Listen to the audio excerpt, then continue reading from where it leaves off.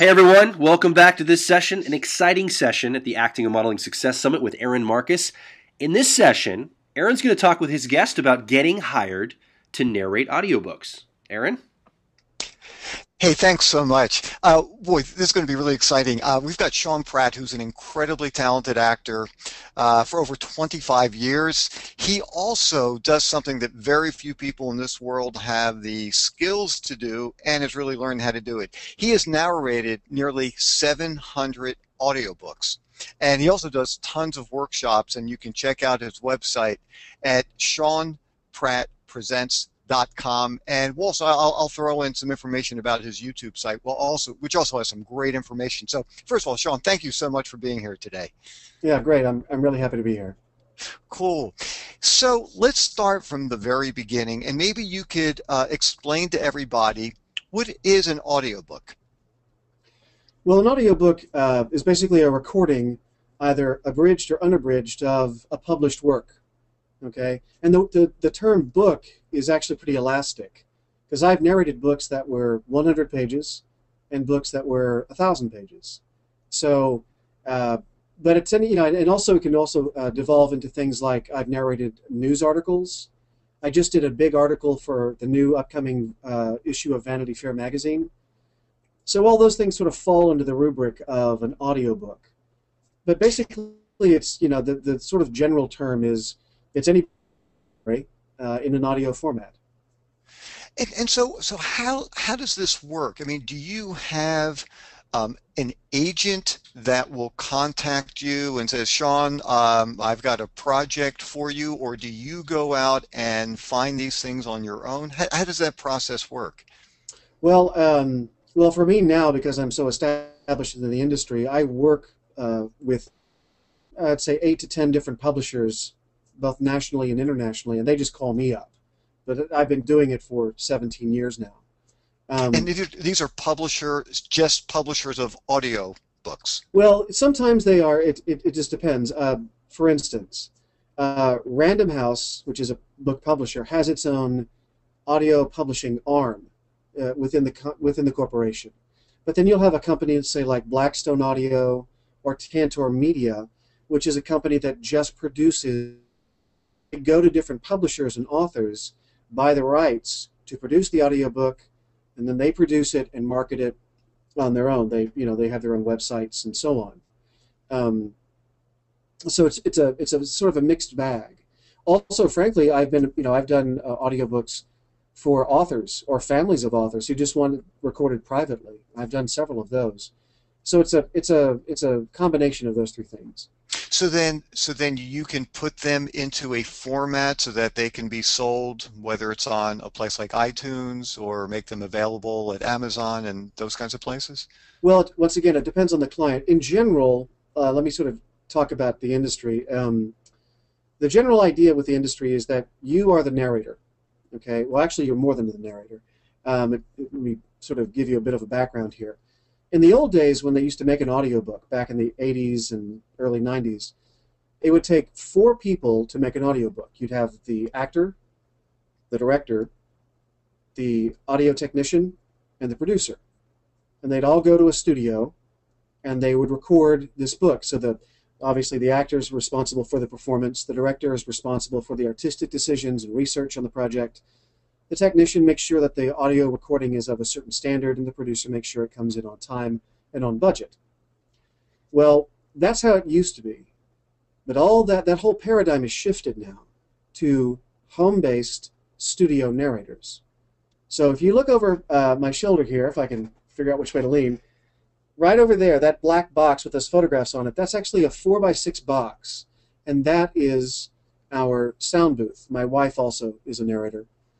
And so when I shut that door to record in the morning, I actually wear all 4 of those hats at once. I have to perform. I have to do all the research. I'm paid to make all the directorial decisions. I have to understand how to use the software and how to evaluate the performance technically. Was there a pop on the microphone? Was there a thump in the studio, or some kind of sound? And then as the producer, I have to make sure that I get the book finished and back to the company on time. So all 4 of those things are hats that I wear. Now, if I'm doing a book for, say, Tantor Media, all they do is they buy rights to books and they farm them out to the at-home studio narrators that they work with, and we agree on our price and the deadline and so on. And as I record each chapter, I send it into their engineer, and then that engineer is responsible for. They do what they call the QC. They proof it to make sure there aren't any mistakes, and if there are, they send me corrections, and I do those. But then when the final finished audio track is done, they do things. The general term is called sweetening.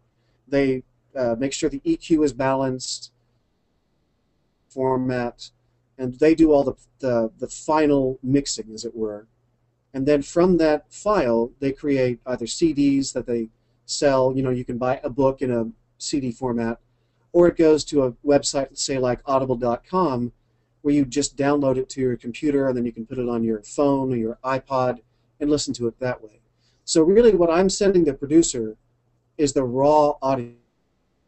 Then they manipulate it on their end in the final production, so they can make sure that all the sounds are even and of a certain standard for them. And I know you had mentioned that you actually built your own studio, and you also had said that you have a virtual tour on your YouTube channel. That's true. What is the name of the channel, just so people can check it out? You can find me online two ways, either Sean Pratt or Sean Pratt Presents. And right now, that video of the tour of this booth is the first video up. And when I'm in the booth, how I customized the interior.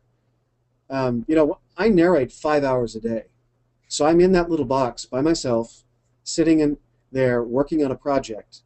And so I talk about how to design the interior of your space so it's ergonomically workable for you, so you don't wear yourself out while you're working there.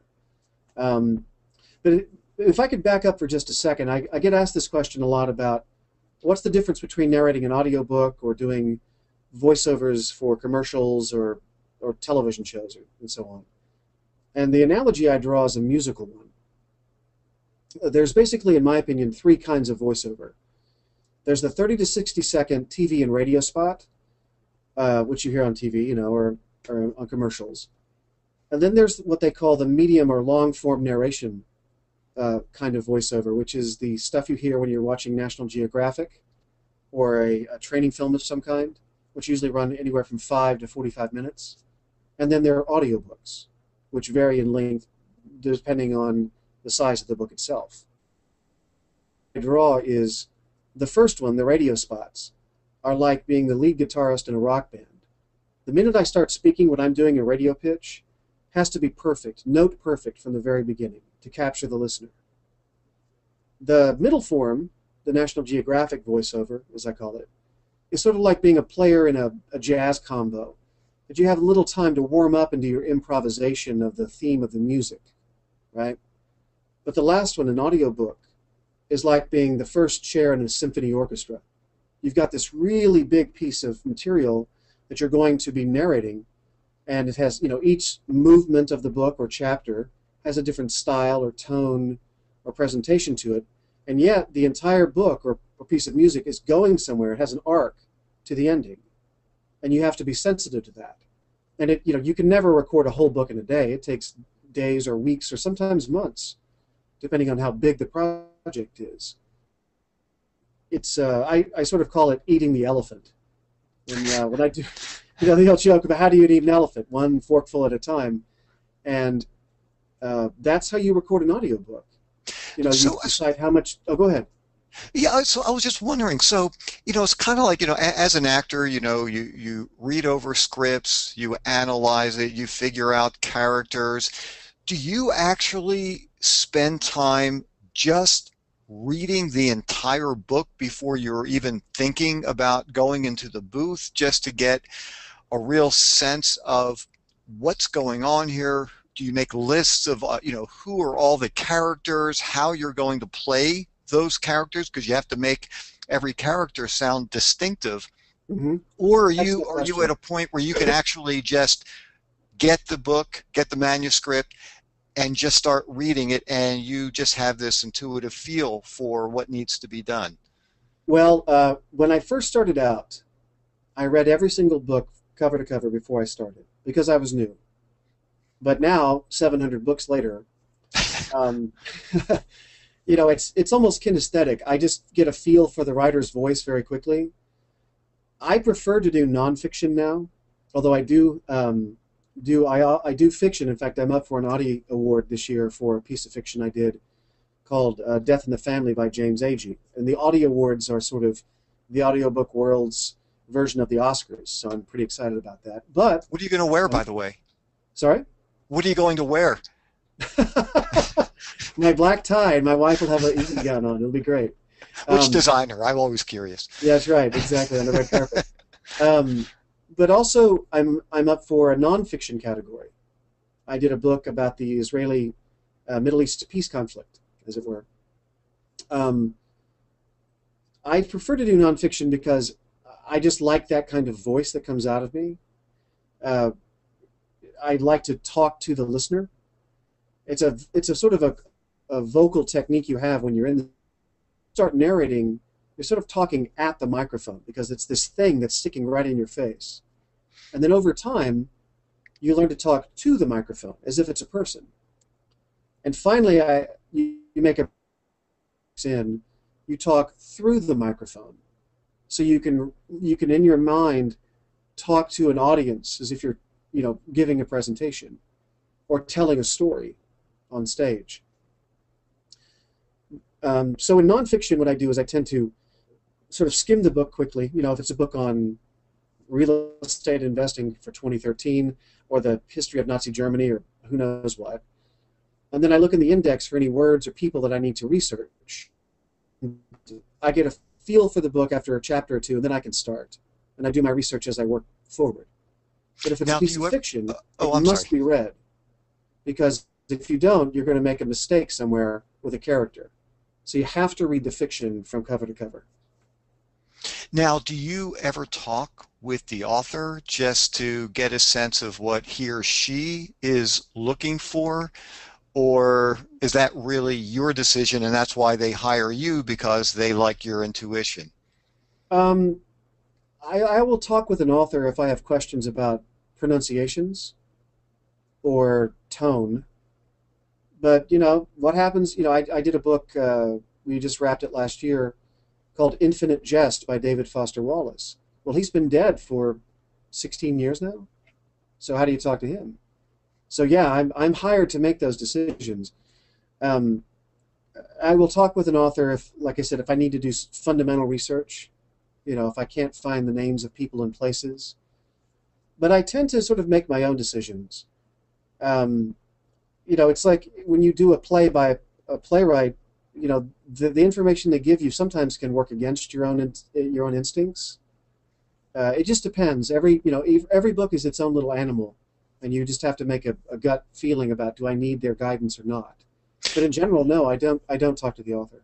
Now, for the people who are doing fiction, and you have lots of different characters, how would you recommend people play the different characters? If a male to a female, you're going from an adult to a child.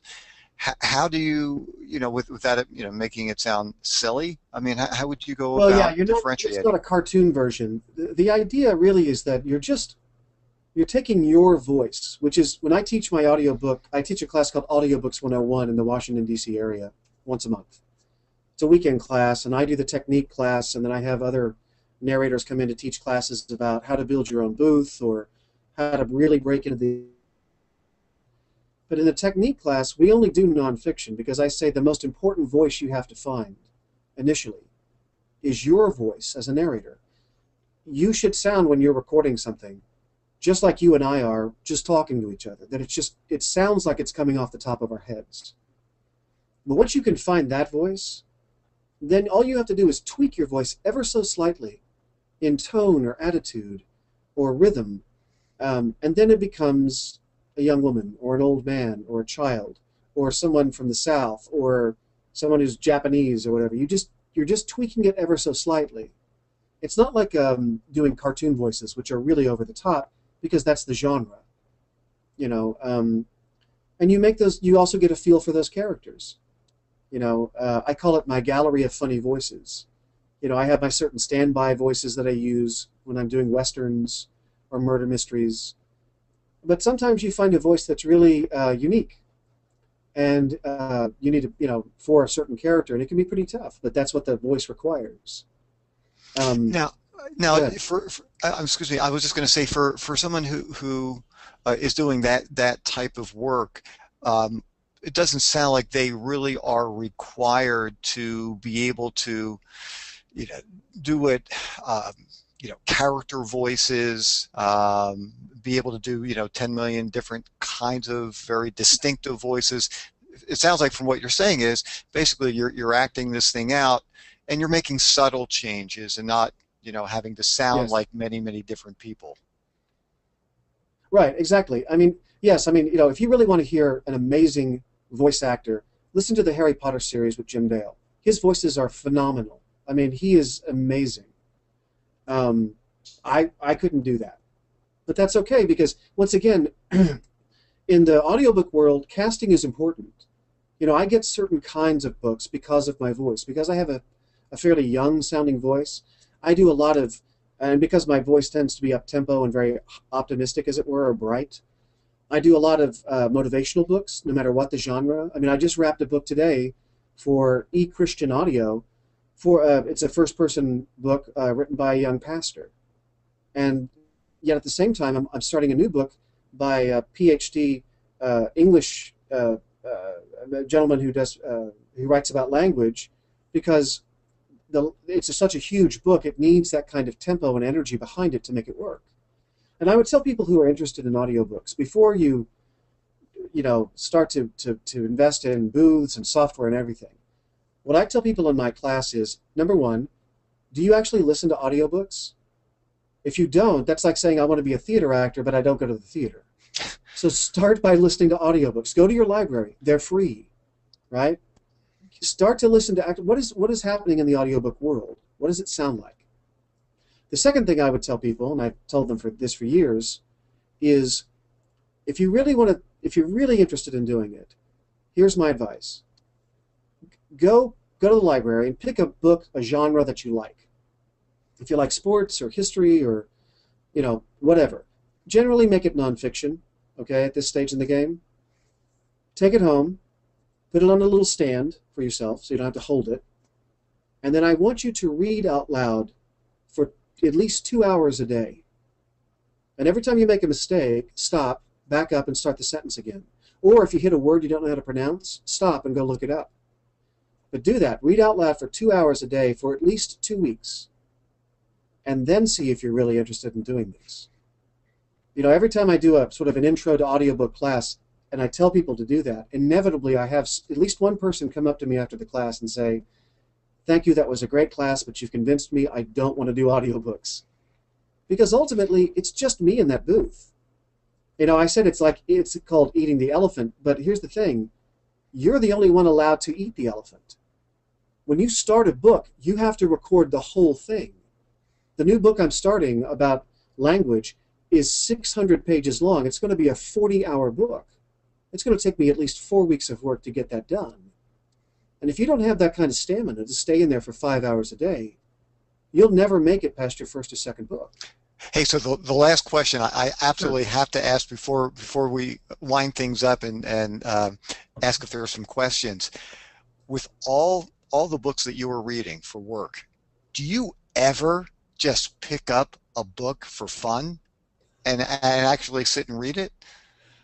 No, not anymore. I, I'll be perfectly honest with you. I go home, if I'm going to read anything, or at night, I have to use a different part of my brain. So I'll read, like comic books or graphic novels or just watch television. I read very dense material. And so it's very, very rare for me to pick up something for pleasure. I just, I narrate such dense material all the time, every day, that, yeah, I'm sort of like the gourmet chef who goes home and makes Stouffer's pizza for dinner. Right, it has 3 beers in the refrigerator and a You got stick of it. butter, and that's about That's it. right. And Chinese carryout. Right. That's funny. Hey, listen, I know we have to wind things up here. Joel, I just wanted to find out, do we have any questions to ask Absolutely. This is great, Sean. We've got a couple questions that have come through that I want to get to if we can. This is from Jim in Kansas City, Missouri. He says, are there specific agents for getting audiobook narration work? No. If you have an agent already, a talent agent, you should be talking with them about submitting you for auditions. Okay. There are websites that mainly there are websites that you can audition for projects, but really the main line you're going for is finding out who the main players are with each company. Tantor Media, Blackstone, Books on Tape, a variety, Redwood Audio, these companies, finding out who does the casting. Okay. I would recommend for a beginner to get a subscription to Audiophile Magazine. That's with an F, not a PH, and that you can find out who the major players are. So it's sort of like getting to know the casting director of a theater, as opposed to having an agent do it for you. All right. Another website you might want to look into is a website called acx.com. That's Apple Charlie X-ray.com. That's where authors and publishers are looking for actors to narrate their own projects. But once again, all those actors need to have a home booth. Actually, that brings me to the next question. This is Jeff from Columbus, Ohio. About how much would it cost for me to build my own basic studio? A lot less than you think. There's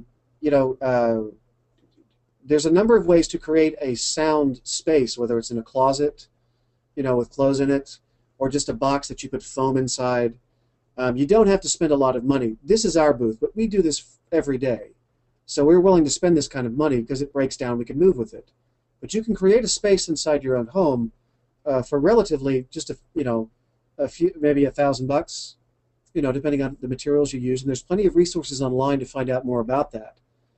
That same goes for equipment. You don't have to spend a fortune for, getting a mini Mac and your own Pro Tools software and a microphone and a few other bits and pieces to put together something to work with. I advise people, like if you have an Apple, start just practicing with GarageBand. Buy yourself a little USB mic and some headphones and start practicing recording your voice and listening to it.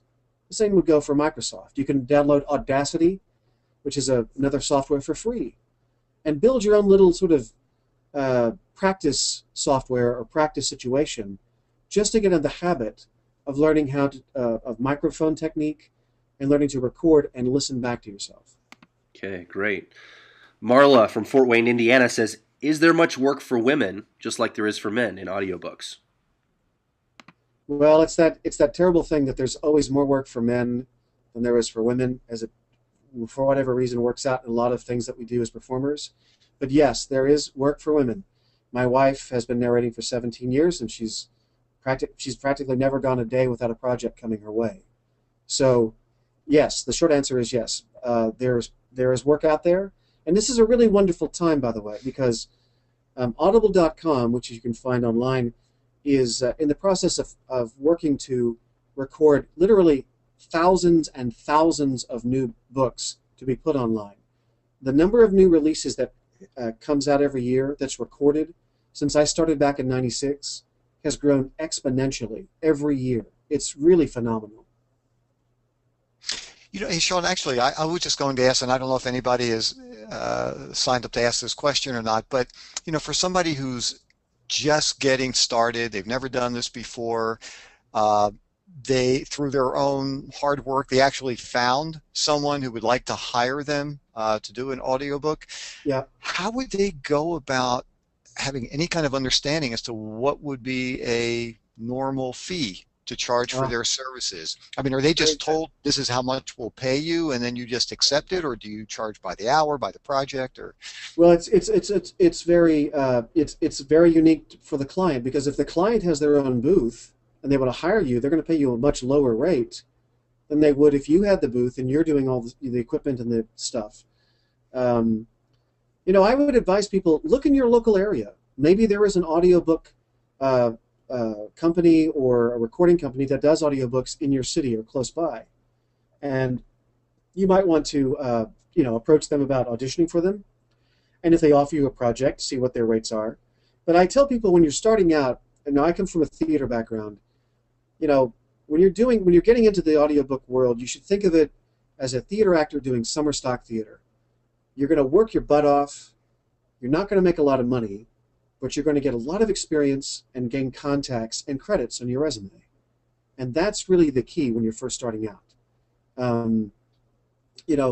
A lot of places, a lot of the bigger league producers won't even look at you unless you've done 5 to 10 audiobooks. Well, how do you do that? It means going on and recording stuff that may not pay you very much, if at all, to get that experience. I would also tell people to go on places like LinkedIn or Facebook or Yahoo groups that are those groups that are for audiobook narrators. There are plenty of those on all 3 of those different kinds of social media sites. And talk to the other narrators there, because they're more than willing to share their information about how to get started. I found those sites to be invaluable for new narrators. Aaron, let's try to squeeze one more question in if we can. This is from Ellie from Chicago, Illinois. Does audiobook narration fall under any union jurisdiction? Yes, it does. When I started out, it did not. And then about, I want to say 7 years ago, 5 to 7 years ago, I was asked to join. I'm a member of AFTRA and SAG and Equity, but I was asked to join as a consultant the AFTRA committee on doing just that, to get more and more producers to sign this new thing called the AFTRA audiobook contract. And I'm really proud to say that we're over a dozen, well over a dozen different major audio companies have signed the AFTRA contract. Now, if you're non-union, you can still work with them. But what's really great is we AFTRA narrators now, when we work for those clients, we get our union rates and we get health and retirement benefits and the whole 9 yards.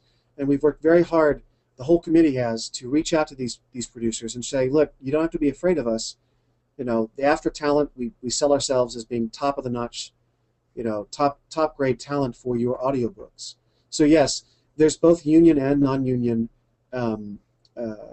clients out there. And if you are a member of AFTRA or SAG, now that the unions are together, go to your local and find out that list. There is a list you can find of audiobook producers who have signed the AFTRA contract. Okay, fantastic. Well, Sean, thanks, man. This has been great. Aaron, we're going to take a break. I know we've got some time. Thank you. But Sean, I just want to thank you again for being with us, and this has been great information. If you didn't get your question answered, don't forget, Aaron's going to stick around at the end of the day as long as he can to answer as many questions, so just follow the instructions between sessions. Take a quick couple-minute break, and we'll be back right after this on the Acting and Modeling Success Summit with Aaron Marcus. We'll see you guys in a minute. Thanks so much, Sean. See you. Thank you.